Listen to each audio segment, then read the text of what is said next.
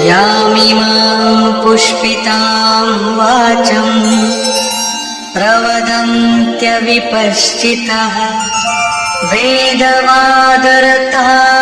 पार्थ नान्यदस्तीति वादिनः कामात्मानः स्वर्गपरा जन्मकर्मफलप्रदाम् क्रियाविशेषबहुलाम् भोगैश्वर्यगतिं प्रति। पार्थ, वे कामात्मानः कामनाओं से युक्त, वेदवादरता वेद के वाक्यों में अनुरक्त, स्वर्गपराः स्वर्ग को ही परम लक्ष्य मानते हैं कि इसके आगे कुछ है ही नहीं। ऐसा कहने वाले अविवेकी जन जन्म मृत्यु रूपी फल देने वाली भोग और ऐश्वर्य की प्राप्ति के लिए बहुत सी क्रियाओं का विस्तार कर लेते हैं और दिखावटी शोभा युक्त वाणी में व्यक्त भी करते हैं। अर्थात अविवेकियों की बुद्धि अनंत भेदों वाली होती है। वे फल वाले वाक्य में ही अनुरक्त रहते हैं, वेद के वाक्यों को ही प्रमाण मानते हैं, स्वर्ग को ही श्रेष्ठ मानते हैं। उनकी बुद्धि बहुत सी भेदों वाली है, इसलिए अनंत क्रियाओं की रचना कर लेते हैं। वे नाम तो परम तत्व परमात्मा का ही लेते हैं, किंतु उसकी ओट में अनंत क्रियाओं का विस्तार कर लेते हैं। तो क्या अनंत क्रियाएं कर्म नहीं है? श्री कृष्ण कहते हैं नहीं, अनंत क्रियाएं कर्म नहीं है। तो वो एक निश्चित क्रिया है क्या? श्री कृष्ण अभी ये नहीं बताते। अभी तो केवल इतना कहते हैं कि अविवेकियों की बुद्धि अनंत शाखाओं वाली होती है, इसलिए वे अनंत क्रियाओं का विस्तार कर लेते हैं। वे केवल विस्तार ही नहीं करते, अपितु आलंकारिक शैली में उसे व्यक्त भी करते हैं। उसका प्रभाव क्या होता है? भोगैश्वर्य प्रसक्तानां तया परितचेतसां व्यवसायात्मिका बुद्धि समाधौ न विधीयते। उनकी वाणी की छाप जिन जिन के चित्त पर पड़ जाती है अर्जुन, उनकी भी बुद्धि नष्ट हो जाती है, न कि वे कुछ पाते हैं। उस वाणी द्वारा हरे हुए चित्त वालों के और भोग ऐश्वर्य में आसक्ति वाले पुरुषों के अंतःकरण में क्रियात्मक बुद्धि नहीं रह जाती। इष्ट में समाधिस्थ करने वाली निश्चयात्मक क्रिया उनमें नहीं होती। ऐसे अविवेकियों की वाणी सुनता कौन है? भोग और ऐश्वर्य में आसक्ति वाले ही सुनते हैं, अधिकारी नहीं सुनता। ऐसे पुरुषों में सम और आदि तत्व में प्रवेश दिलाने वाली निश्चयात्मक क्रिया से संयुक्त बुद्धि नहीं होती। प्रश्न उठता है कि वेद वादरता जो वेद के वचनों में अनुरक्त हैं, क्या वे भी भूल करते हैं? इस पर श्री कृष्ण कहते हैं त्रैगुण्य विषया वेदा निस्त्रैगुण्यो भवार्जुन निर्द्वन्द्वो नित्यसत्त्वस्थो निर्योगक्षेम आत्मवान्। अर्जुन, त्रैगुण्य विषया वेदा, वेद तीनों गुणों तक ही प्रकाश करते हैं, इसके आगे का हाल वे नहीं जानते। इसलिए निस्त्रय गुण्यो भव अर्जुन। अर्जुन, तू तीनों गुणों से ऊपर उठ, अर्थात वेदों के कार्य क्षेत्र से आगे बढ़। कैसे बढ़ा जाए? इस पर श्री कृष्ण कहते हैं निर्द्वंद्वः, सुख दुख के द्वंद्वों से रहित, नित्य सत्य वस्तु में स्थित और योग क्षेम को न चाहता हुआ आत्मपरायण हो। इस प्रकार ऊपर उठ। प्रश्न उठता है कि हम ही उठे या कोई वेदों से ऊपर उठा भी है?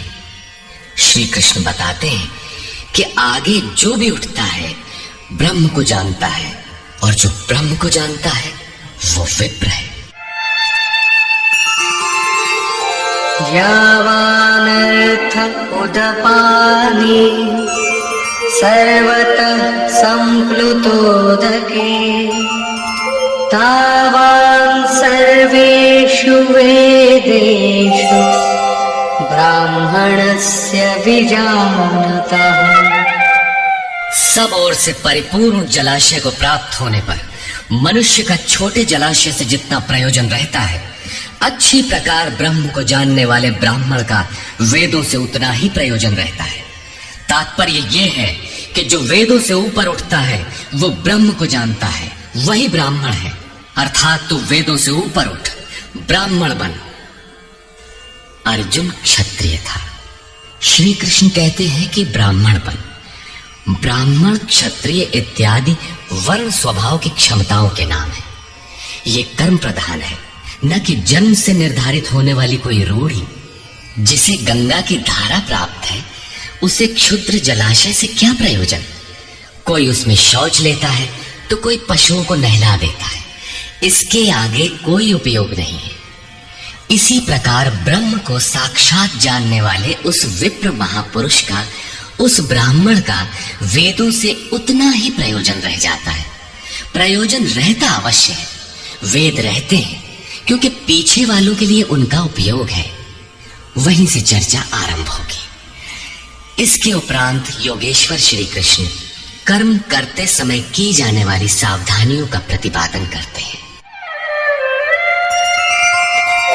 कर्मण्येवाधिकारस्ते मा फलेषु कदाचन मा कर्मफलहेतुर्भुर्मा ते संगोऽस्त्वकर्मणि। कर्म करने में ही तेरा अधिकार हो, फल में कभी नहीं। ऐसा समझ के फल है ही नहीं। फल की वासना वाला भी मत हो और कर्म करने में तेरी अश्रद्धा भी ना हो। अब तक योगेश्वर श्री कृष्ण ने 39वें श्लोक में पहली बार कर्म का नाम लिया, किंतु ये नहीं बताया कि वो कर्म है क्या और उसे करें कैसे। उस कर्म की विशेषताओं पर प्रकाश डाला कि अर्जुन, इस कर्म द्वारा तो कर्मों के बंधन से अच्छी प्रकार छूट जाएगा। अर्जुन, इसमें आरंभ का अर्थात बीज का नाश नहीं है। आरंभ कर दे तो प्रकृति के पास कोई उपाय नहीं कि उसे नष्ट कर दे। अर्जुन, इसमें सीमित फल रूपी दोष भी नहीं है कि स्वर्ग रिद्धियों सिद्धियों में फंसाकर खड़ा कर दे। अर्जुन, इस कर्म का थोड़ा भी साधन जन्म मरण के भय से उद्धार कराने वाला होता है। किंतु अभी तक उन्होंने ये नहीं बताया कि वो कर्म है क्या, किया कैसे जाए। इसी अध्याय के 41वें श्लोक में उन्होंने बताया, अर्जुन, इसमें निश्चयात्मक बुद्धि एक ही है, क्रिया एक ही है। तो क्या बहुत सी क्रिया वाले भजन नहीं करते?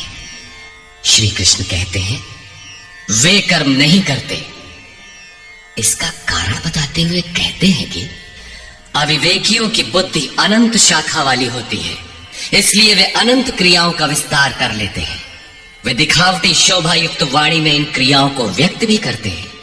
उनकी वाणी की छाप जिनके चित्त पर पड़ जाती है, उनकी भी बुद्धि नष्ट हो जाती है। अतः निश्चयात्मक क्रिया एक ही है, लेकिन ये नहीं बताया कि वो क्रिया कौन सी है। 47वें श्लोक में उन्होंने कहा, अर्जुन, कर्म करने में ही तेरा अधिकार है, फल में कभी नहीं। फल की वासना वाला भी मत हो और कर्म करने में तेरी अश्रद्धा ना हो। अर्थात निरंतर करने के लिए उसी में लीन होकर करें। किंतु ये नहीं बताया कि वो कर्म है क्या। प्रायः इस श्लोक का उद्धरण देकर लोग कहते हैं कि कुछ भी करो, केवल फल की कामना मत करो, हो गया निष्काम कर्म योग। किंतु अभी तक श्री कृष्ण ने बताया ही नहीं कि कर्म है कौन सा जिसे करें। यहां पर केवल कर्म की विशेषताओं पर प्रकाश डाला कि कर्म देता क्या है और कर्म को करते समय बरती जाने वाली सावधानियां क्या हैं, उन पर प्रकाश डाला। प्रश्न ज्यों का त्यों बना हुआ है, जिसे योगेश्वर आगे अध्याय 3-4 में स्पष्ट करेंगे। पुनः इसी पर बल देते हैं, योगस्थः कुरु कर्माणि संगं त्यक्त्वा धनञ्जय सिद्ध्यसिद्ध्यो समो भूत्वा समत्वं योग उच्यते। धनंजय, आसक्ति और संग दोष को त्याग कर सिद्धि और असिद्धि में समान भाव रखकर योग में स्थित होकर कर्म कर। कौन सा कर्म? निष्काम कर्म कर। समत्वम योग उच्यते। ये समत्व भाव ही योग कहलाता है। विषमता जिसमें न हो ऐसा भाव समत्व कहलाता है। रिद्धियां सिद्धियां विषम बनाती है, आसक्ति हमें विषम बनाती है, फल की इच्छा विषमता पैदा करती है। इसीलिए फल की वासना न हो फिर भी कर्म करने में अश्रद्धा न हो। देखी सुनी सभी वस्तुओं में आसक्ति का त्याग करके प्राप्ति और अप्राप्ति के विषय में न सोचकर केवल योग में स्थित रहते हुए कर्म कर। योग से चित्त चलायमान न हो। योग एक पराकाष्ठा की स्थिति है और एक प्रारंभ की स्थिति भी होती है। प्रारंभ में भी हमारी दृष्टि लक्ष्य पर ही रहनी चाहिए। अतः योग पर दृष्टि रखते हुए कर्म का आचरण करना चाहिए। समत्व भाव अर्थात सिद्धि और असिद्धि में समभाव ही योग कहलाता है। जिसको सिद्धि और असिद्धि विचलित नहीं कर पाती, विषमता जिसमें पैदा नहीं होती, ऐसा भाव होने के कारण ये समत्व योग कहलाता है। ये इष्ट से समत्व दिलाता है, इसीलिए इसे समत्व योग कहते हैं। कामनाओं का सर्वथा त्याग है, इसलिए इसे निष्काम कर्म योग कहते हैं। कर्म करना है, इसलिए इसे कर्म योग कहते हैं। परमात्मा से मेल कराता है, इसलिए इसका नाम योग अर्थात मेल है। इसमें बौद्धिक स्तर पर ध्यान रखना पड़ता है कि सिद्धि और असिद्धि में समभाव रहे, आसक्ति न हो, फल की वासना न आने पाए। इसलिए यही निष्काम कर्म योग बुद्धि योग भी कहा जाता है। दूरेण ह्यवरं कर्म बुद्धियोगात् धनञ्जय बुद्धौ शरणमन्विच्छ कृपणाः फलहेतवः। धनंजय, अवरम कर्म, निकृष्ट कर्म, वासना वाले कर्म बुद्धि योग से अत्यंत दूर है। फल की कामना वाले कृपण हैं। वे आत्मा के साथ उदारता नहीं बरतते। अतः समत्व बुद्धि योग का आश्रय ग्रहण कर। जैसी कामना है वैसा मिल भी जाए तो उसे भोगने के लिए शरीर धारण करना पड़ेगा। आवागमन बना है तो कल्याण कैसा? साधक को तो मोक्ष की भी वासना नहीं रखनी चाहिए, क्योंकि वासनाओं से मुक्त होना ही तो मोक्ष है। फल की प्राप्ति का चिंतन करने से साधक का समय व्यर्थ नष्ट हो जाता है और फल प्राप्त होने पर वो उसी फल में उलझ जाता है। उसकी साधना समाप्त हो जाती है। आगे वो भजन क्यों करे? वहां से वो भटक जाता है। इसलिए समत्व बुद्धि से योग का आचरण करें। ज्ञान मार्ग को भी श्री कृष्ण ने बुद्धि योग कहा था कि अर्जुन, ये बुद्धि तेरे लिए ज्ञान योग के विषय में कही गई। और यहाँ निष्काम कर्म योग को भी बुद्धि योग कहा गया। वस्तुतः दोनों में बुद्धि का दृष्टिकोण का ही अंतर है। उसमें लाभ हानि का रिकॉर्ड रखकर उसे जांच कर चलना पड़ता है। इसमें भी बौद्धिक स्तर पर समत्व बनाए रखना पड़ता है। इसलिए इसे समत्व बुद्धि योग कहा जाता है। इसलिए धनंजय, तू समत्व बुद्धि योग का आश्रय ग्रहण कर, क्योंकि फल की वासना वाले अत्यंत कृपण है।